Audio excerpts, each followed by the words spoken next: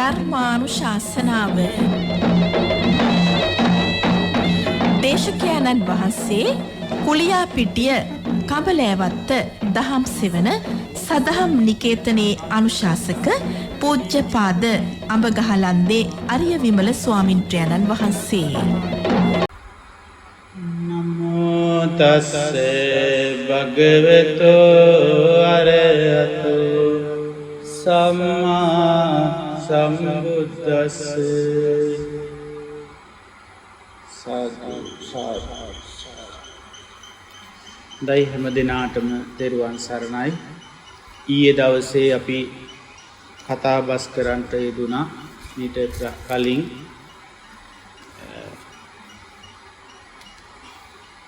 අපි මුලින්ම සතුට හොයනවද එහෙම නැතිනම් අවබෝධය හොයනවද?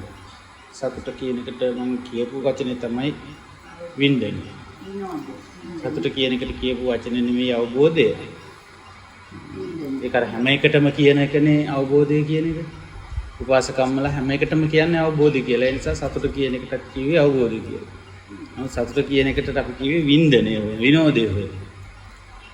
විනෝදයත් එක්ක අවබෝධය හොයවීම නතර වෙනවා. අවබෝධයත් එක්ක යනකොට විනෝදය හොයන එක කම්තක වෙලා. විනෝදේ ප්‍රශ්නයක් නැහැ. විනෝදයක් නැතිවට කමක් නැහැ. විනෝදයක් නැතිවට කමක් නැහැ කියන්නේ සන්තෝෂයක්, සතුටක්. එහෙනම් සතුටින් ඉන්න ඕනේ කියලා එකක් නැහැ. සතුටු වෙන්න හදන ගතිය එතකොට නතර වෙනවා. මොකක් කරනකොටද? අවබෝධය හොයන්නේ. අවබෝධය හොයන්නේ නැතුවම අනිවාර්යයෙන්ම අපි හොයන්නේ විනෝදය. විනෝදය කියන එක පැහැදිලි කරගන්න ඕනේ. මේක මිනිස්සු ඔය ලොකුවට කරන විනෝදය වගේම ඇතුලේ සිත හොයන විනෝදය තමයි හිත සතුටු වෙන්නේ. හිතේ සතුට ඇති වෙන එක හොයන. ඒ සතුට සැනසීම තෘප්තිය හොයනවට අපි කියන්නේ මොකද්ද? විනෝදය හොයන. සන්තෝෂය හොයන.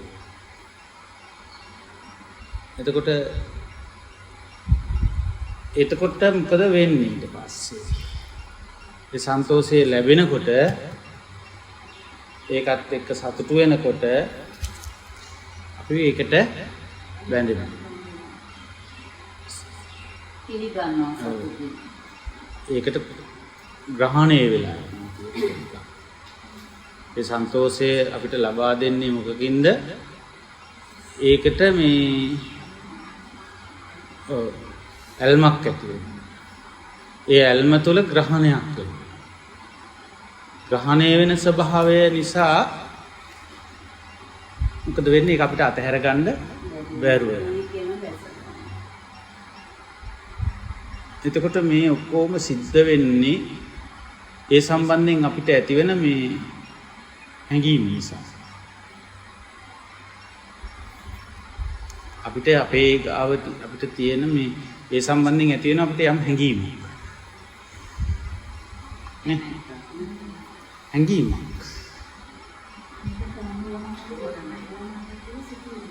එකක් හරි ඇති හැඟීමක් වෙනවා. ඒ හැඟීමෙන් බේරෙන්න බැහැ. ඊට පස්සේ දැක්කද, දුටුවද, ඇහුණද එන්නේ ඒ හැඟීම. නේද? හිතන්නකෝ ගෙදරක් ගාවින් යනකොට ඔය ගෙදරකට යනකොට හරි ගෙදරක් ගාවින් යනකොට හරි එතනින් වල්ලෙක් කෑව දවසක් කියලා. වල්ලෙක් ඉඳලා හැපුවා කියන්නේ.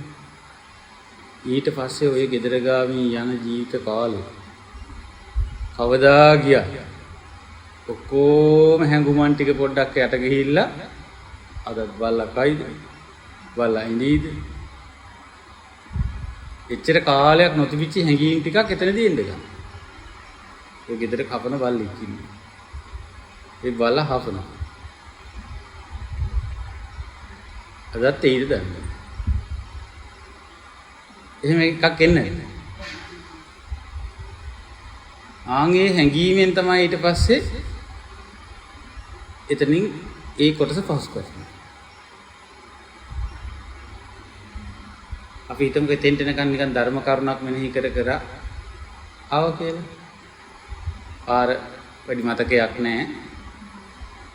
බාහිර ගැන වැඩි ලොකු අවධානයක් නැහැ. සීකර කර ආව ධර්ම කරුණක්. ඒ වුණාට අර ගේ දකින්නකොට ධර්ම කරුණට මොකද වෙන්නේ? ධර්ම කරුණට හැංගීම යනවා වෙනුවට අර ඒ ස්ථානයේ දකින්නකොටම එනවා අපිට හැංගීම. දැන් බල්ලෙක් එතනින් ඒ බල්ලා කවදාවත් දැකලවත් නැහැ. ඒ සමහර මිනිස්සු ඉන්නොත් යනවා එනවා. ඒ බල්ලා දැකලත් නැහැ, ඒ බල්ලා හපලත් නැහැ, ඒ බල්ලා බුරලවත් නැහැ ඒ අයට. ඒගොල්ලෝ එතනින් යද්දී ඒ හැංගීම එනවා. එහෙනම් මේ හිතට සිතුවිල්ලක් එනකොට, හැඟීමක් එනකොට ඒකට බලපාන්නේ පෙර අත්දැකීම නෙවෙයි. පෙර සිදුවිච්ච අත්දැකීම් ටික මුල් කරගෙන නෙමෙයිද මේ හැඟීම අපිට ජනිත වෙන්නේ. දැන් ඒ හැඟීමෙන් මිදෙන්න පුළුවන්ද?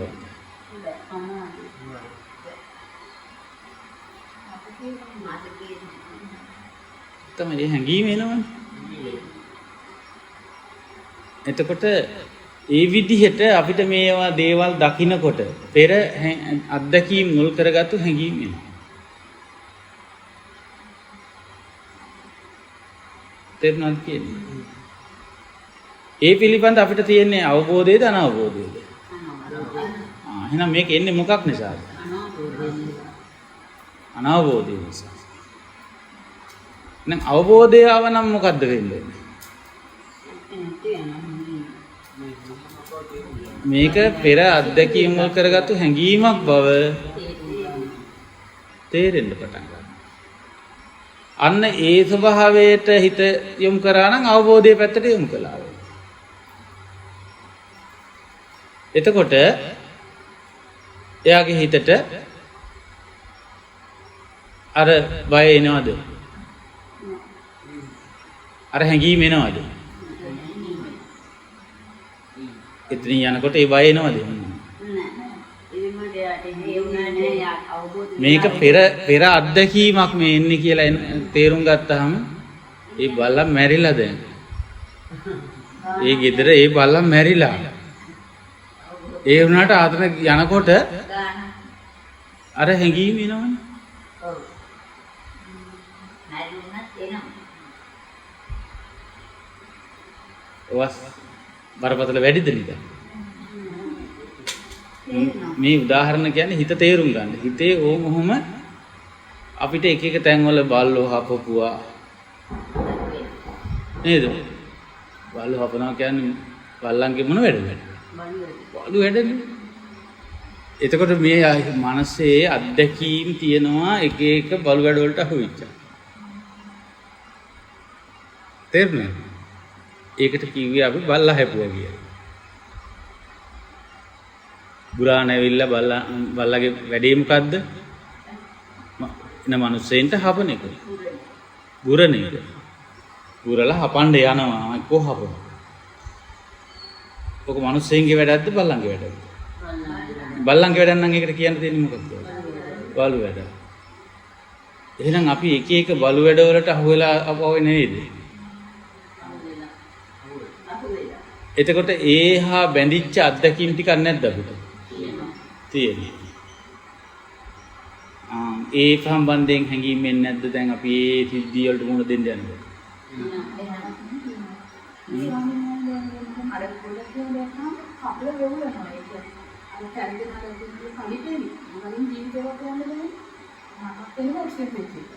ඒ තමයි ඒ අත්දැකීම නිසා ඒ කියන්නේ. ඒ හැඟීමකින් යන්නේ එතකොට. අර හැඟීම එන්නේ. මේක මේ දැන් තියෙන ප්‍රශ්නයක් නෙවෙයි. මේ දැන් මේ ප්‍රශ්නේ ඇවිල්ලා තියෙන්නේ අර හැඟීමක් නිසා. එතකොට මේ හැඟීම් එක්ක හැඟීමක් නැති මිනිස්සු මේ ලෝකේ වැඩක් තියෙනවා. කිසි හැඟීමක් දැවීමක් නැති මිනිස්සු තේරුමක් තියෙනවා. ඔය ඉන්නම් වාලේ ඉන්නේ.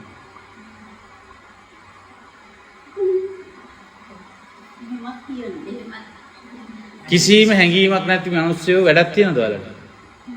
එහෙම මිනිස්සු ඉන්නවා. ඒ කියන්නේ ඒක සවනන්ස හැඟීම කියන එක දෙවිදියක් තියෙනවා නේ. හැඟීම. කිසිම හැඟීමක් නැහැ. කිසිම හැඟීමක් දැනීමක් නැහැ වගේ ඔහේ ඉන්න මිනිස්සු නැද්ද? ඉන්නවා. ඒ මිනිස්සු පිළිබඳව ඕගොල්ලන්ගේ හැඟීම මොකද්ද? අපිට ඒ මිනිස්සු ගැන හැඟීමක් අවශ්‍යයි. බාහිර ඒකට ඒ මිනිස්සු දැක්කහම හැඟීමක් අපිට එන්නේ නැද්ද? එනවා. මුන්නම් ඇත්තමයි මොන කාලා කන්නේද නැද්ද කියන්නේ? මෙලොවලහක් නැහැ. ඈ? නවට ඉන්නවා. ඒගොල්ලෝ දැක්කම අපිට එන හැඟීම මොනවා එකක්ද?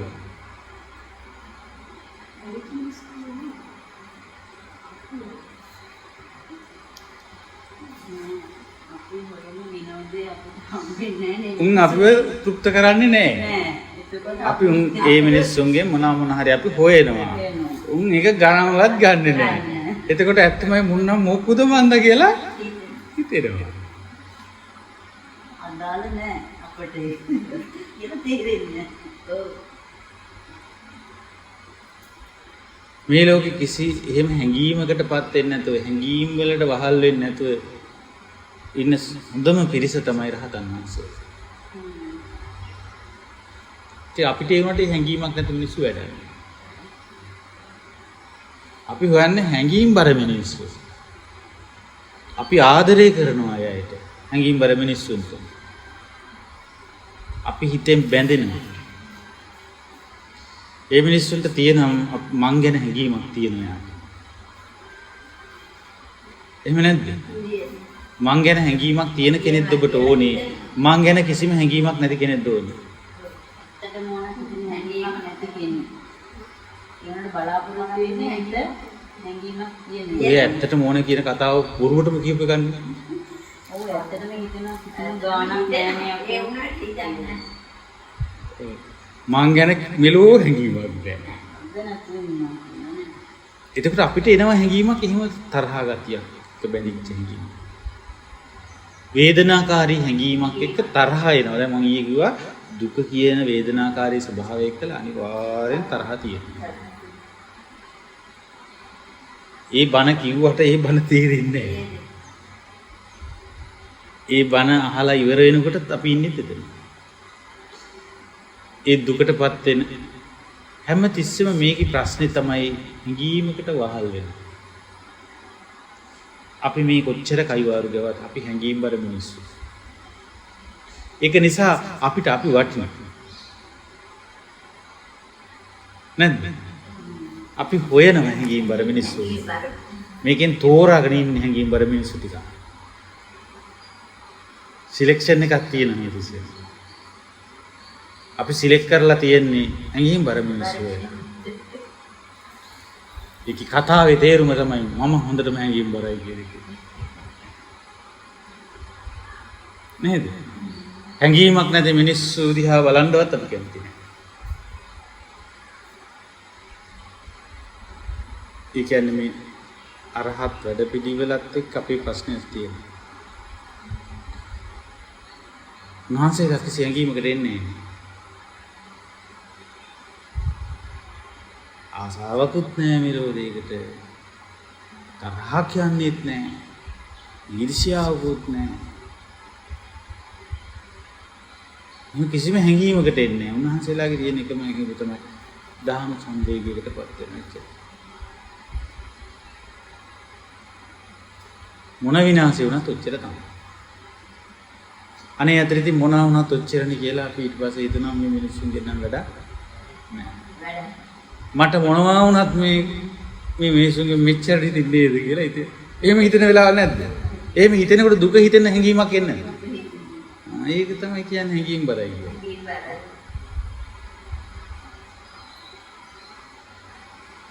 මේ බණ ටික ඔයගොල්ලෝ කවදාවත් කොහෙදවත් අහන්නේ නැහැ Tamanට මේක තේරුම් ගන්න. ඔය වගේ බණ කියන්නේ. ඒකට හේතුව මේ කියන්න ඇතිකම නෙමෙයි කියන්න වෙන්නේ නැහැ. අපි ඉන්නේ හැඟීම් අගය කරන දන්නේ. අපිට විරුද්ධව බණ කියන්නේ නැහැ කවුරුත්. අපිව සතුටු කරලා මොකක් හරි ඒ සන්තෝෂය තුළ අපිව තෘප්ත කරලා හොඳ බණ ටික කියවලා කියෝ ගන්න තමයි කවුරුත් කියන්නේ. ඒ හැඟීම නිසා ඒගොල්ලෝ කියන්නේ අපිව සන්තෝෂ වෙන විදිහේ බණ. අපිට රිදෙන විදිහේ බණ කියන්නේ. අපිට වදින විදිහට අපිට රිදෙන විදිහට මේක නම් මටමයි කිව්වේ මටමයි බැන්නේ කියලා හිතන විදිහට මං කියන්නේ.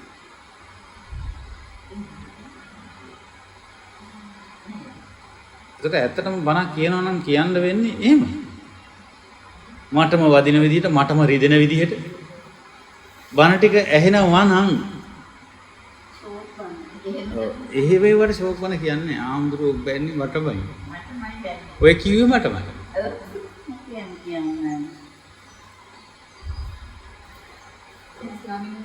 නෑ කොහෙවත් ගිහිල්ලා කියන්නේ මෙතනම කියලා යන්නේ. එතකොට මෙන්න මේ හැඟුම්බර ස්වභාවය හැඟීම්බර ස්වභාවයෙන් කවදාවත් රහතන් වහන්සේලා බිහි කරගන්න බෑ මේකට. එයි අපිට මේක මෙහෙම අහුන්නේ නැත්තේ.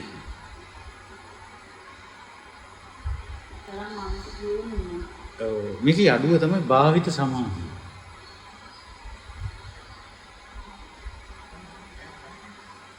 භාවිත සමාධියක් නැහැ කියන්නේ අභාවිත චිත්තයක්. බුදුරජාණන් වහන්සේ දේශනා කරනවා මේ අභ්‍යන්තරික අංග තියෙනවනේ අපිට. බාහිරත් තියෙනවා එක එක විද අංග දී ධර්ම මාර්ගය යනකොට අභ්‍යන්තරික අංග. ඒ අභ්‍යන්තරික අංග අතරින් මහත් වූ අනර්ථයක් සිදු වෙනවා. මහත් වූ අනර්ථයක් සිද්ධ වෙන අන්න එකදු අභ්‍යන්තරික අංගයක්වත් දකින්නේ නැහැ කියනවා බුදුරජාණන් වහන්සේ. අභාවිත චිත්තේ තරම්.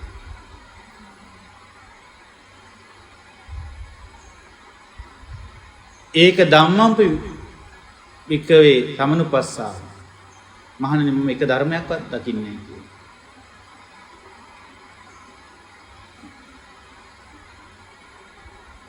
වෙනත් වූ අන්‍ය ඒක ධම්ම වික්කවේ සමනුපස්සාව.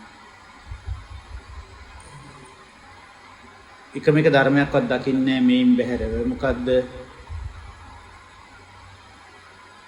ඒ තමයි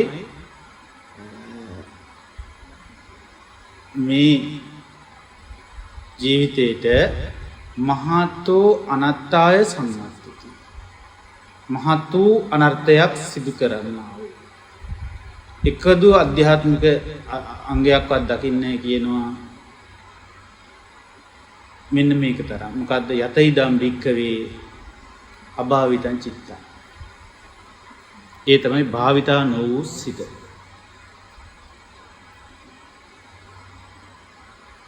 ඒ තරම් මේ අභාවිත චිත්තය මහතෝ අනත්තාය සම්මතති. මහතෝ අනර්ථයක් පිණිස පවතිනවා. ඇයි? අභාවිත සිත හැම මොහොතකම හැඟුම්බරයි.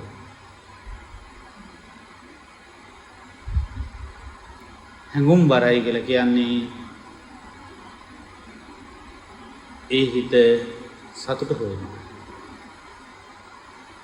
ඊයේ දේශනාවට සම්බන්ධයි. ඒ හිත තමයි සතුට හොයන්නේ.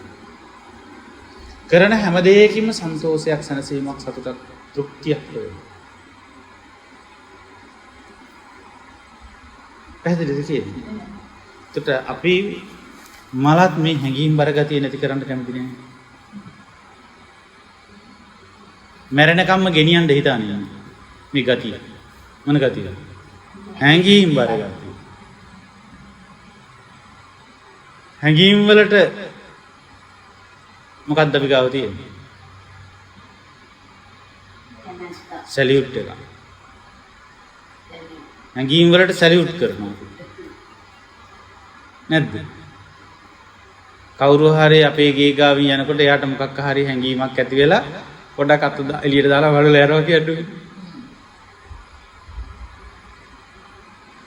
අපි ඒකට සැලියුට් කරනවා. නැද්ද? එහෙම සැලියුට් කරපුවාම ඒවා ගොඩක් දිග දුර යනවා. අපිට මොන හරි පොඩි ඉම්ප්‍රෙෂන් එකක් දැනුනොත් එහෙම අපිත් මොකක් හරි ට්‍රෙන්ඩ් එකක් එකට හැදෙනවා. බණ කියන්න ඕනේ දැන් අන් ඒ වගේ සිංහල වචන වලින්. එතකොට වදිනවා හරියට. නේ? අපි කෙරෙහි යම් කිසි මොකක් හරි දෙයක් තියෙන බව මොකක් හරි හැඟීමක්කින් ඉන්න කෙනෙක් දැක්කහම අපි නිකම්ම මේ ඒ පැත්තට නැඹුරු වෙන ගතියක් නැද්ද? අපිත් හැඟුම්බර වෙනවද නැද්ද?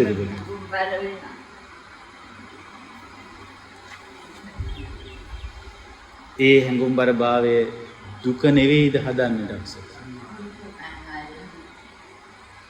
කිසි හැඟීමක් නැති මිනිසෙක් වගේ ඉන්න පුළුවන් නම් අද නිදහස් නේද? හිත නිදහස් වෙන්න පතන්න දෙයක් නැහැ නේද? අදම නිදහස්ද නැද්ද? එහෙනම් මේ නිදහසක් නැත්තේ මොන වගේද?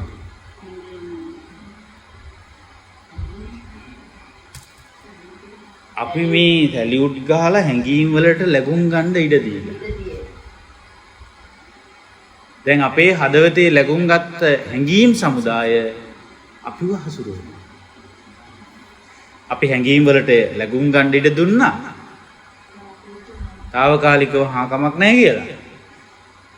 දැන් මේ හැංගීම් ටික අපිව හසුරුවනවා.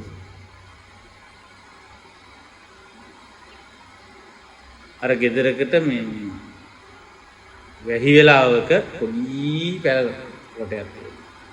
මිනිස්සෙක් තෙමෙන්නේ නැතුව බොහොම අමාරුවෙන් හිටගෙන ඉන්න ඉඳගෙන නිදා ගන්නවත් බෑ තෙමෙන්නේ. තෙමීගෙන ආපු ඔටුවේ ඇහුවා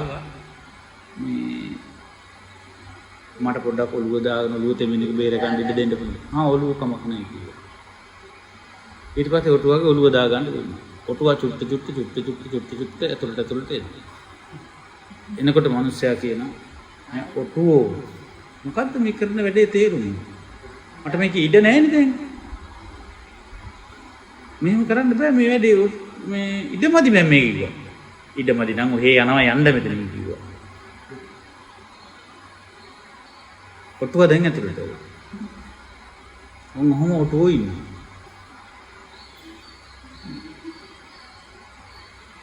තේරුණාද කියන්නේ? එතකොට කවුද ඔටුවා? මේ විදිහට හැංගීම් ඇවිල්ලා ඇතුළට ඇවිල්ලා ඒ හැංගීම් වලට අවශ්‍ය දේ කරනකම් ඔටුවගෙන හිටිය ඔටුවක් කවුද?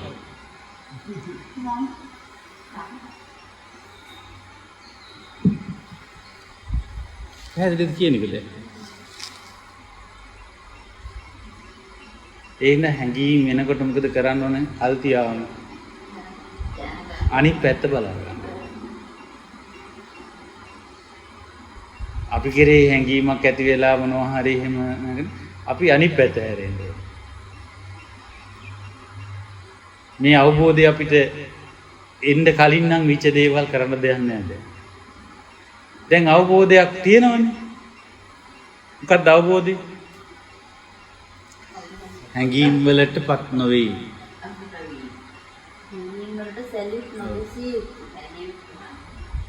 හැඟීමකට පත් වෙනවට බුදුරජාණන් වහන්සේ වචනයක් දේශනා කළා.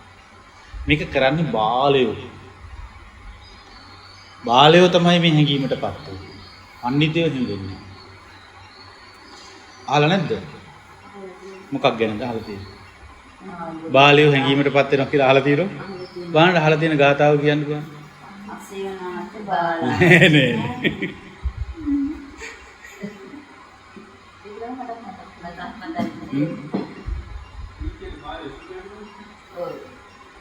හැඟීමකට පත් වුණාම හැඟීම එයාට මිහිරි. ඒ හැඟීමේ තියෙන මිහිරියාවට නෙමෙයිද මේ බැඳෙන්නේ.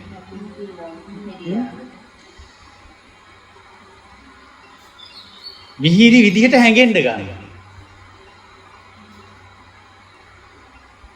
ඒ හැඟීම මිහිරි විදිහට කලකනවා කියන එක තව විදියක් කියනවා. ඒකම කියපු විදිය මොකද්ද? මිහිරි විදිහට හැඟෙන්න ගන්නවා. කාටද එහෙම දැඟෙන්නේ? බාලයාට. ඒ හැඟෙනවට කියනවා හැඟීමක් ඇති වෙනට කියනවා මඤ්ඤම් වෙනවා කියලා. මඤ්ඤම් වෙනවා කියලා කියන්නේ. ඒක පාලි වචනය. ඕගොල්ලන්ගේ සිංහල භාෂාවේ තිබු වචනයක් නෙවෙයි. ඒක පාලි වචනයක්. පාලියෙන් කැඩිලා ආපු වචනයක් මඤ්ඤම් වෙනවා කියලා.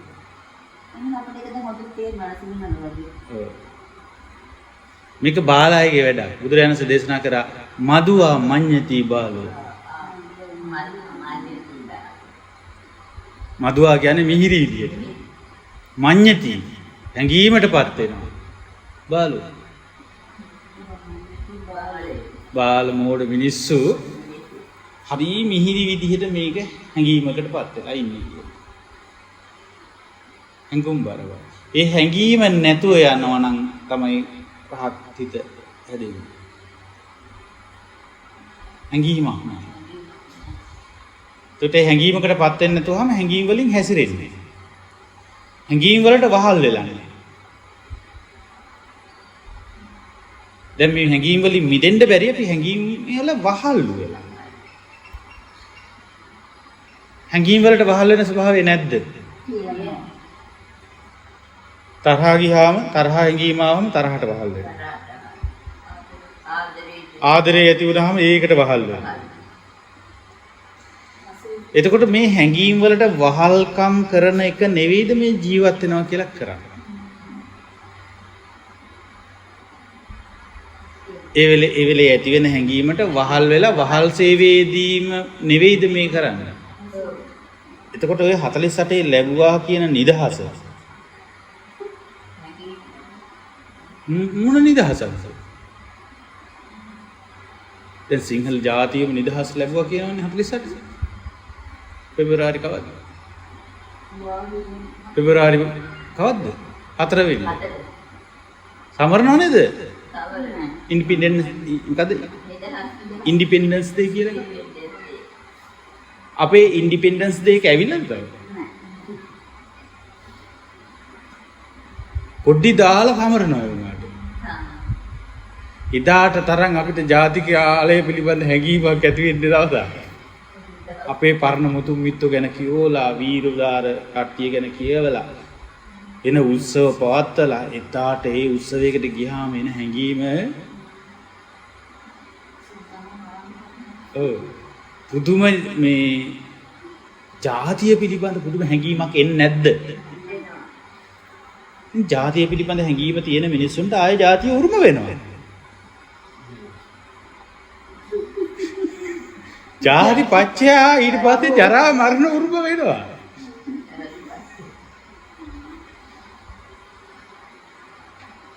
මෙහිම නුවණක් අපිට තිබුණේ නෑ. මේ සැරේ ඉන්ඩිපෙන්ඩන්ස් ඩේ එකත් හොදට බැලුවා. පුදුම ජාතික හැඟීමක් ආවා.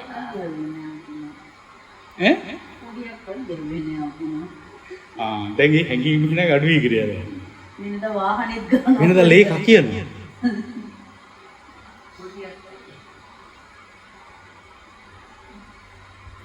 එතකොට මේ සමහර කාලයක් තිස්සේ අපි විදේශීය පිරිස එක්ක ඉඳලා ආවමත් මේ ජාතිය පිළිබඳ හැඟීම නැති වෙලා යනවා. එතකොට ඒ ජාතිය පිළිබඳ හැඟීමක් එනවා. තේරුණාද කියන්නේ? එතකොට දැන් අපි ගිහිල්ලා හිටියා ජපානයේ කියන්නකො කාලයක් ගිහිල්ලා ජපාන් කියනකොට එනවා කතාව ලස්සන. ජපාන් කෑම හරිම හපන්. මේ වගේ වන්නේ මේ. ජපාන් කෑම අර කෝටු දෙකකින් කනකොට හරිම හපන් ඒක. හරි හැඟීමක් එනවා ඒ කියනකොට ඒ භාෂාව ඇහෙනකොට ඒ අනන්‍යතාවයට හරි පුදුම නිකන් ලැබියාවක් ලිංගතිකමක් ඇති වෙනවා. එහෙම රට රාජ්‍ය වල ගිහිලා නැති මිනිස්සුන්ට මේ රටේ කියන එක පිළිබඳව අපි මේ රටේ යක්ක පරම්පරාව බලව කිව්වහම පුදුම හැඟීමක් එනවා. අපි මේ රටේ යක්කු බලව කිව්වහම ඒ භාෂාවට ඒ වචනමාලාවට හැඟීමක් එනවා. ඒ හින්දා මිනිස්සු එක එක විදිහට මේ කොටු වෙලා ඉන්නේ හැඟීමකින්. සත්තු කොටු වෙලා ඉන්නේ හැඟීමකින්. සියලු සත්වයෝ හැඟීමකට අනුව ගිය සත්තු.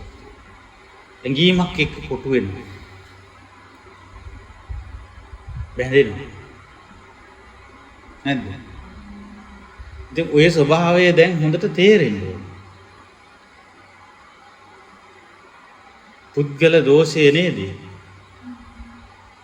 ඈ? පුද්ගල දෝෂ නේද ඔය?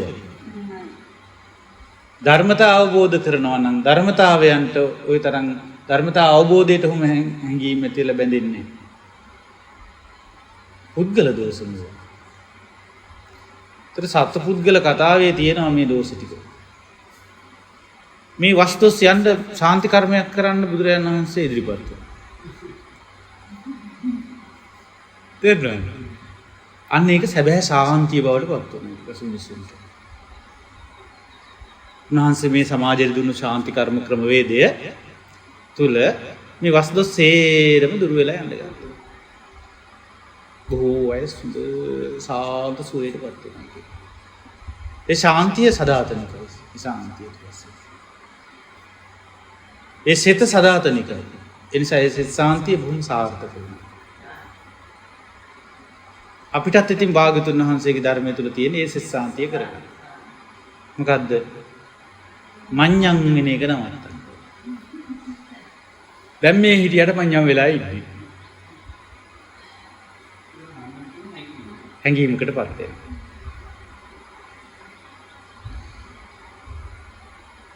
මේ මඤ්ඤණාව නතර වෙන්නේ අපි. අපිට මේක දැක්ක ගමන් එනවා වටහපත කියන හැඟීම එනවා. මම මේ තීරණ වචන වලින් කියන්නේ. හැබැයි බුදුදහමේ ගැඹුරුම වචනේ වගේ අපිට පේන මඤ්ඤති කියන වචනේ හරි ගැඹුරක් වගේනේ පේන්නේ. ඒකට මේ කියලා තියෙන්නේ කොතන ගැනද? දකින්නකොට හැඟීමක් එනවා. ඇහෙනකොට හැඟීමක් එනවා. ඒ හැඟීමත් එක්ක බැඳිලා තියෙනවා.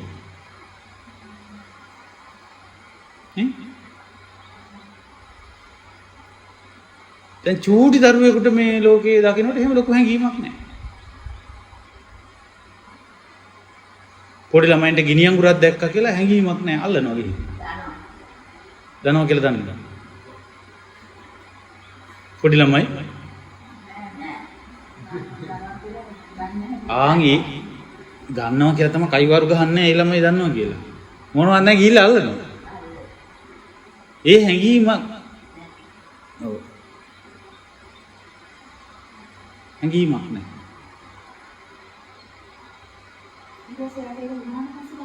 ඔව් ඊට පස්සේ හැඟීමකටපත් වෙනවා. ඊට පස්සේ බය කියන හැඟීම යාගේ තුල ඇති වෙනවා. ජීවිත කාලේ හසුරුවනවා ඊට පස්සේ බයයි.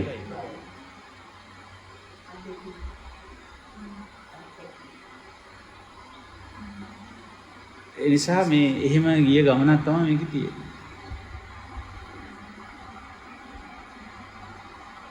ඒ නිසා මිනිස්සුන්ට මේක හැඟීම අයින් කරලා හැඟීම් දැනෙන්නේ නැති කරලා සම්පූර්ණයෙන්ම හැඟීම් දැනීම වලින් ශුන්‍ය කරලම පටන් ගන්න බෑ. තේරුණාද කියන්නේ? එතකොට අසඤ්ඤ වෙනවා.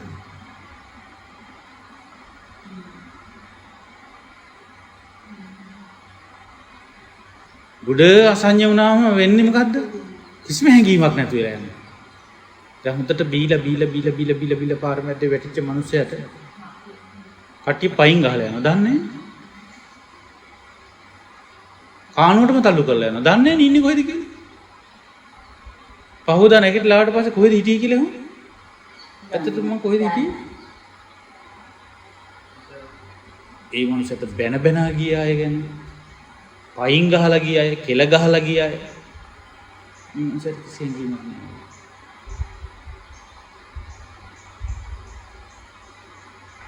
ඒ නිසා මේ හැඟීම සම්පූර්ණයෙන් එකපාර නැති කරගන්න ගිහිලා නැති හැඟීම් නැති කරන මොකක් හරි බේතක් විදගත්තා නම් එතකොට හැඟීමක් නැති මිනිස්සු වගේ රහතන් වහන්සේලා වගේ ඉන්න ලේසි කියලා හිතෙනවා.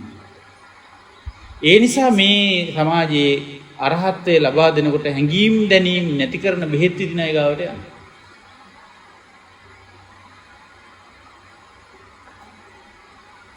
තේරුණාද කියන්නේ? එයාලගේ සියලු හැඟීම් දැනීම් නැති වෙලා ගියාම පුදුම නිවීමක් වගේ දැනෙනවා.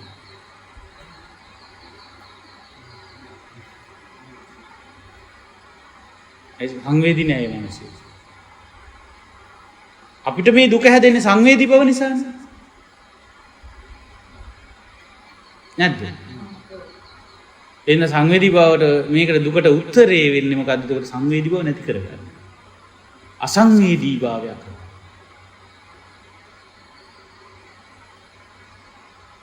ඒ උත්තරේ සාර්ථකයිද? සංවේගය නෙවෙයි මේ කිව්වේ.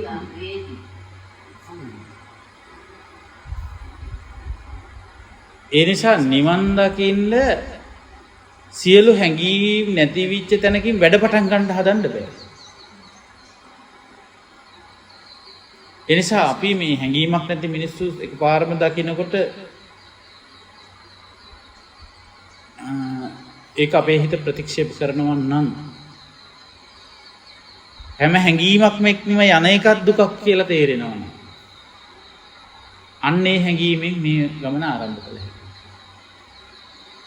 මොකක්ද ඒ හැඟීම කිව්වේ?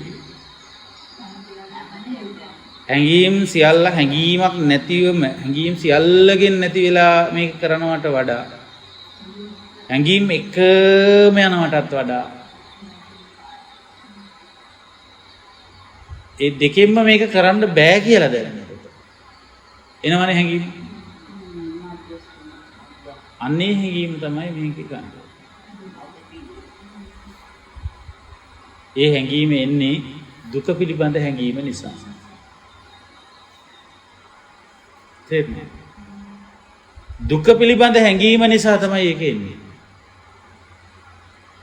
අන්නේ දුක පිළිබඳ අපිට දැනෙන හැඟීම් දැනීම ස්වභාවය වර්ධනය කරනවා. ඒ නිසා යා ඒ දුක හැදෙන හැඟීම් එක්ක ඔප්පු වෙන්න යන්නේ.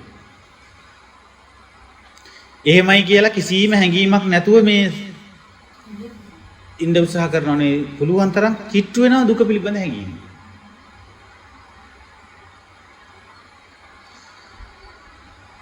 හිත පුළුවන් තරම් කිට්ටු කරනවා දුක පිළිබඳ හැඟීමකට. ඒ දුක පිළිබඳ ඇතිවෙන හැඟීමෙන් එයාව හසුරුවනවා. ඒ දුක පිළිබඳ හැඟීම එක්ක ඉස්සරහට ඉදිරි ගමන අවබෝධයට යන ගමන. තේරුණාද කියන්නේ? සැප හොයන හැඟීම අඩු වෙනවා. මේක සැපයි කියලා හැඟෙන ගතිය එන්නේ. මොකක් නිසාද? දුක පිළිබඳ තියෙන හැඟීම නිසා. දුක පිළිබඳ හැඟීම නැති මිනිස්සු හැමතිස්සෙම දුක අස්සෙන් සැපයි කියන හැඟීමෙන් වැඩ හොයනවා. සැප. ඒ සැපයි කියලා අපිට හැඟෙන එක තමයි මේ ප්‍රශ්නේ තියෙන්නේ. ස්ථිරයි කියලා හැඟෙනවා. මෙයා මෙතන සැපක් තියෙනවා ඒ වගේම ස්ථිර බවක් හැඟෙනවා. දැන් කොච්චර සැපක් දුන්නත් අපිට වැඩක් තියනවාද తాවකාලිකව. දැන් අද සතුටින් ඉන්නවා අපිත් එක්ක. හැබැයි හෙට උදේට මොකක් කරයිද දන්නේ නැහැ. රෑ එළිය වැටෙනකන් සතුටින් හිටියට වැඩක් තියනවාද හෙට උදේට අපිව දාලා ආයේ වෙන තැනක සැප හොයන්න ගිහින්. එහෙම පිරිසෙක් අපි එකතු වෙන්න කැමතිද? එහෙනම් සැප පිළිබඳ හැඟීම විතරක්ම නෙවෙයි මේක ඇසේ තියෙන්නේ. නෑ ස්ථීර බව කියන එකත් ඕනේ. ඒ සැපේ මට ස්ථීරව හම්බෙන්න ඕනේ. ඒතර ස්ථීර බවක් නැත්නම්, තිර බවක් නැත්නම් තියෙන්නේ අස්ථිර බව. අස්ථිර තැනකින් සැපයක් ආවත් සැපේ බව දන්නවා වහල් වෙන්න හිතෙන්නේ නෑ නේද? මේ තිර නැති ලෝකේ, ස්ථිර නැති ලෝකේ එක්ක සැපයක් තියෙනවා, සොච්චන් සැපයක් තිබුණත් ඒ සොච්චන් සැපේට බැඳෙන්න හිතෙන්නේ අර අස්ථිරයි කියන හැඟීම නිසා. අස්ථිරයි කියන හැඟීම, දුකයි කියන හැඟීම නිසාවෙන් තමයි මේ බැඳීම් ඡේ වෙන්නේ.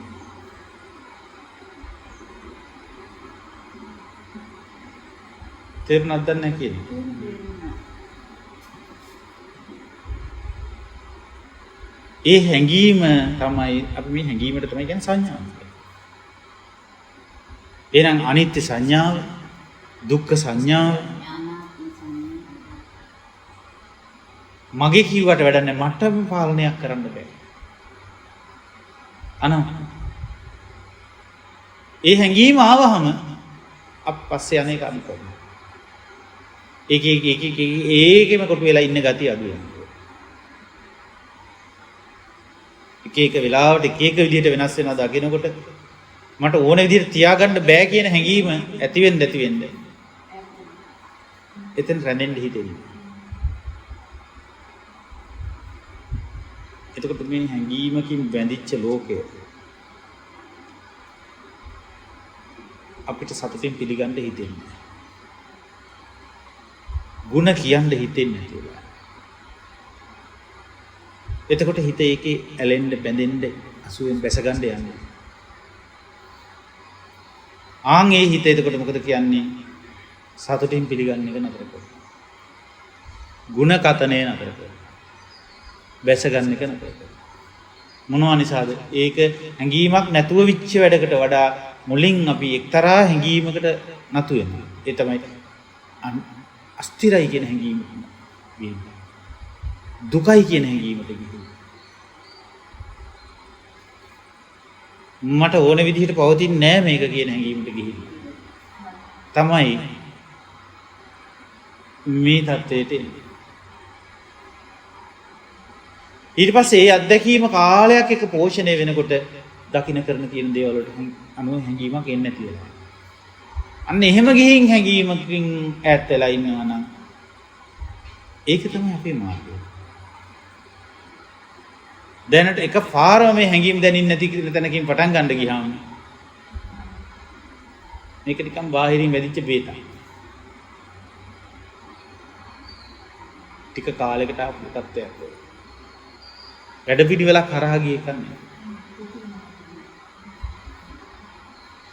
පැහැදිලිද?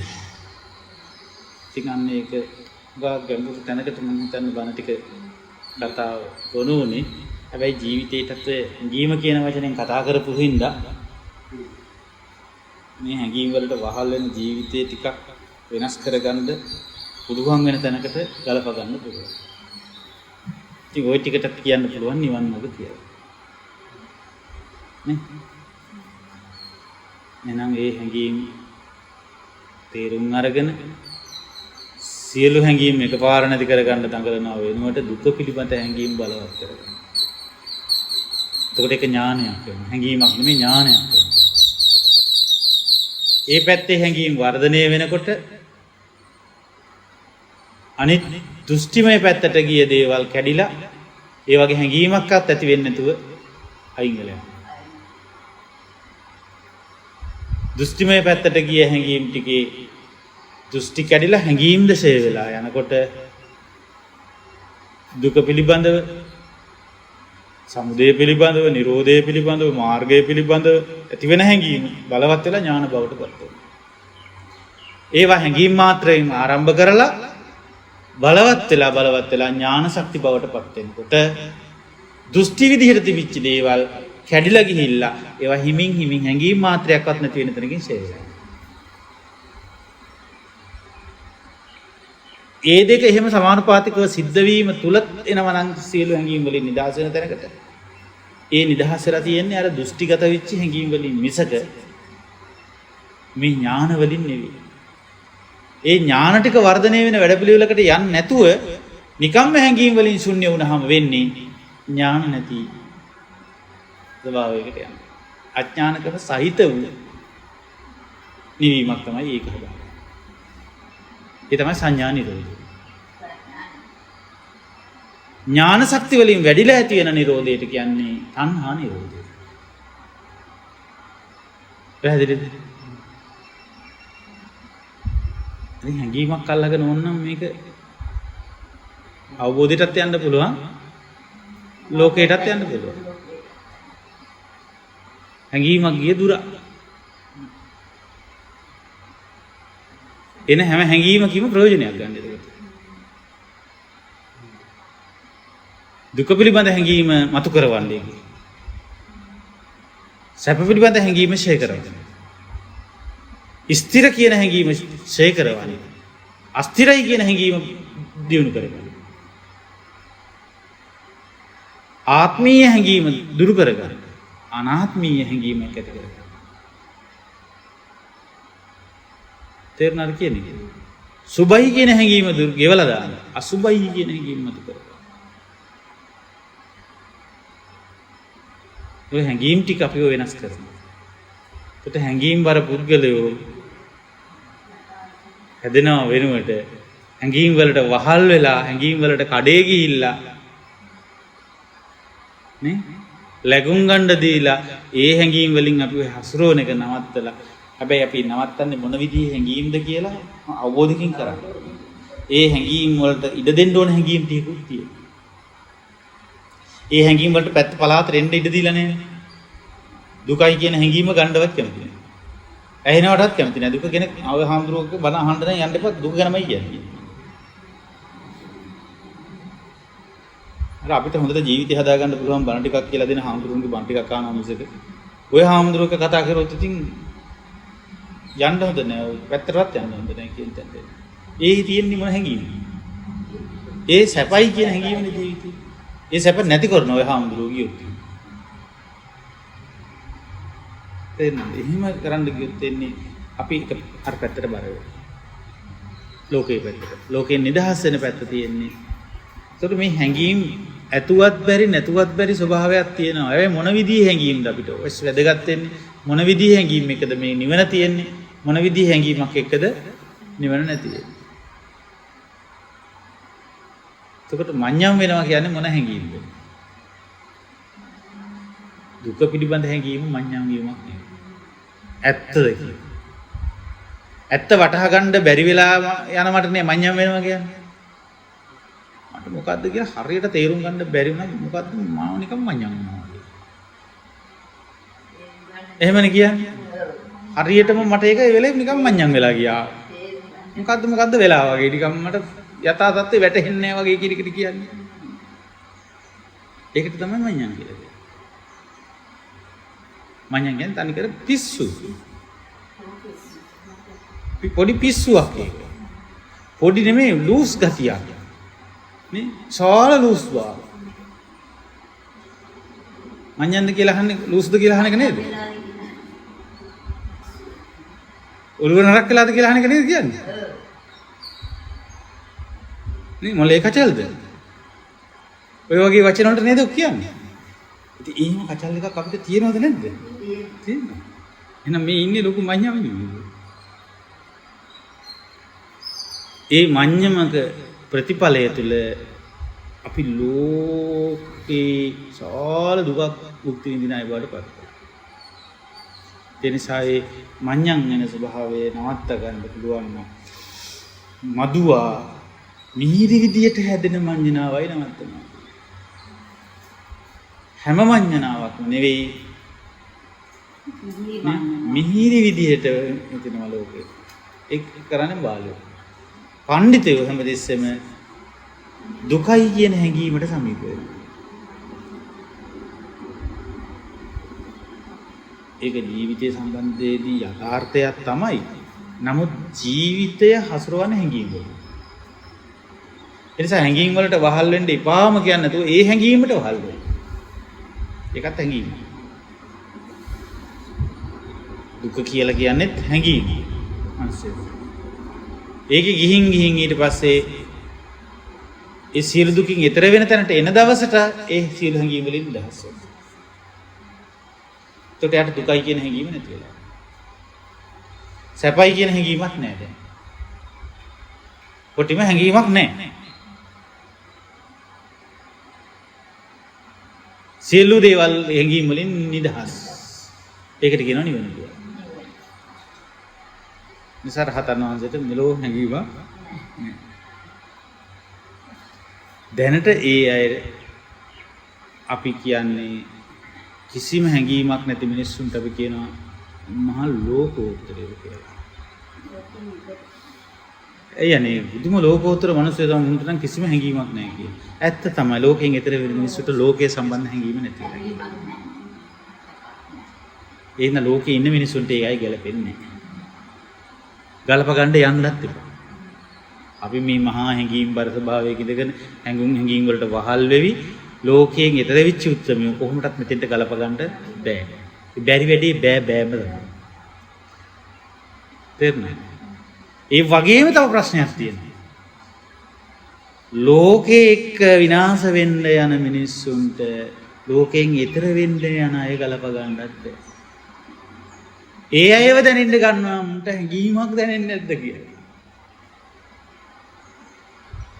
ලෝකේ හදාගෙන ලෝකෙටම හිර වෙලා යන්න හදන මේ ලෝකෙම දුක එක්ක ඔට්ටු වෙන්න දඟලන මිනිස්සුන්ට ලෝකයෙන් ඈතර වෙන මගට ප්‍රවේශ වෙච්ච අයට දැනෙන්නේ ඒ මිනිස්සුන්ට මේ මන් දන්නේ කිසි හැඟීමක් නැහැ කියලා. මං ගැන කිසිම හැඟීමක් නැහැ. එතකොට අපි මොකද කරන්න ඕනේ? අපි ඒ ලෝකයෙන් ඈතර වෙන තැනට යන්න අපි කැමති නම් ඒ හැඟීම් දැනීම් නැති කරගෙන යන මාවතේ අපි ලෝකයට යන්න කැමති නම් හැඟීම් වලටම කැමති නම් ඒ හැඟීම් වලට ගැලපෙන කවුරු හරි එක්ක ඒ කාර්යය යන්න. එතකොට සතුටින් හිටියෝ. දුක් ඉඳගෙන දුක් කාගෙන දුක් පොඩේ සතුටින් හිටියයි. ඒ දුකම සතුට නම් හැඟීමම සතුටක් නම් තමන් ගැන හැඟීමක් ඇති මිනිස්සු දකින්න හදනකොට හරි සතුටක් දැනෙනවා නම් ඒකත් එක්තරා හැඟීමක්. නිසා හැඟීමක් පොඩ දුර ගිහින් තියෙන්නේ. නිසා මේ හැඟීම දුක පිළිබඳ හැඟීමක් තේරුම් ගන්න වෙලාව. ඒක තමයි පාරම. ඒක තමයි මානසික. එතනම නිවෙනවා ඒක. අස්තිරයි කියන හැඟීම ඇති කරගන්න. හැම දෙයක් තුළම තියෙනවා. නැති දෙයක් නෙවෙයි. අස්තිර බව සියලු දේ තුළ තියෙනවා. සියලුම සකස් වෙච්ච දේ තුළ තියෙනවා මේ අස්තිරයි කියන හැඟීම. අපිට මේ හැඟීම ගන්න බැරි එකයි තියෙන්නේ. තේරුණාද කියන්නේ? සබ්බේ සංඛාරා අනිච්චාදී. සියලුම සකස් වෙච්ච දේ තුළ අස්තිර බව තියෙනවා. ඒ හැඟීම අපිට ඇති වෙනවා. ඒකට කියන්න පුළුවන්. එතකොට ගාතාව කීයක සබ්බේ සංඛාරා අනිච්චාදී කියලා. යදා පඤ්ඤාය පස දියුණු කරන ප්‍රඥාවට විතරයි ඒක ඒ හැඟීම දැනෙන්නේ. අත නිබ්බින්දති දුක්ඛ. එතකොට තමයි දුක ගැන කලකිරෙන්නේ. ඒ සමග්ගෝ විසුද්ධිය. ඒක තමයි පිරිසිදු බවට චිත්ත පාරිශුද්ධියට මඟ. එහෙනම් හැම දිනාටම ආන් එතෙන්ට එන්න මේ කතා කරපු ධර්මය නැවත මතක් කරගන්න. මේක විහිළුවකට ගන්න. විහිළුවකට ගත්තොත් මේ ධර්මය අපිට ඇහෙන එක නතර වෙනවා. එහෙම පිටින්ම නතර වෙනවා. කොරෝනා ඇවිල්ලා අනිත් පැත්තෙන් අපිව තල්ලු කරගෙන කොටු කරගෙන තැනකට ගෙනල්ලා හිර කරනකොට ඒ හිර වෙච්ච තැන දහම මතුවෙනවා. මොකද්ද ලොකු වාසනාවක් නේද මේ අපිට මේ වැඩේ පෑදිලා එන්නේ. ඉතින් ඕකට පයින් පාර ගහ යන්න ගියොත් වෙන්නේ මොකද? ධර්මෙත් නෑ ජීවිතෙත් නෑ. දැන් මිනිසුන්ට ජීවිතේ නැති වීගෙන එන්නේ. මේ මිනිස්සු හිතුව පැතුව ජීවිත නැති වීගෙන යන්නේ දැන්. ජීවිතවල සිතුම් පැතුම් බොඳ වීගෙන යන්නේ. සිතුව පැතුව ජීවිත නැති වීගෙන යනවා.